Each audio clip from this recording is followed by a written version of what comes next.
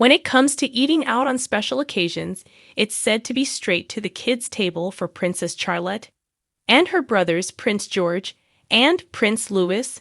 The royal children don't get to sit with their mom and dad at official dinners, and that even includes Christmas. Instead, when they approach their teenage years, they will have food away from the adults, something many envious parents of lively little ones can totally understand. George, Charlotte, and Louis are required to sit separately from their parents during special holidays and official dinners.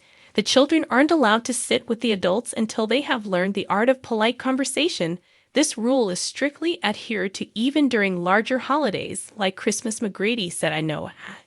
The palace royal children have never been allowed to eat with the rest of the family until they know how to hold a knife and fork properly and which order to use them in, but Diana was so different. She would sit at the table and eat with William. On some days, much to the Queen's dismay, she would even sit in front of the television with a dinner tray with her boys.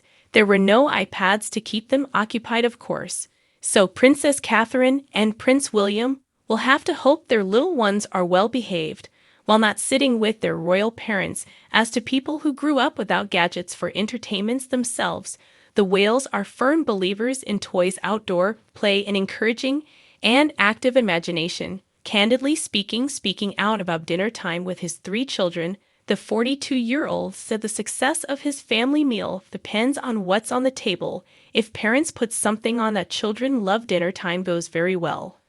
But if you put something on the table they don't want to do, that's another ballgame. The prince and princess's decision to enforce a strict set of rules for their 3 children at formal dinners sets them up for success later in life. The nanny always controlled the menu, ensuring balanced meals that include plenty of healthy vegetables, and introduced them to new adult dishes. Getting William and his brother Harry to eat their vegetables as children was no easy task. He revealed the siblings were bribed into eating vegetables during royal meal times, and if that didn't work, he would disguise veggies in their meals by hiding them in their favorite foods. When William and Catherine were expecting their first child, Prince George, the organic baby food plum gifted Queen Camilla a crate of ready-to-eat purees. However, Queen Elizabeth's former chef told that it was unlikely to be consumed by the prince. "I've certainly never seen packaged foods with any of the royal babies. Why would they buy packaged food when the Queen has 20 personal chefs?" The chef then went on to explain, when William and Harry were youngsters, their first meals were pureed steamed apples and pears, which were strained twice to eliminate all the lumps. As they got older, you'd have one chef in the kitchen doing the chicken and one doing the veg, and then it would all be blended together. It was a major operation.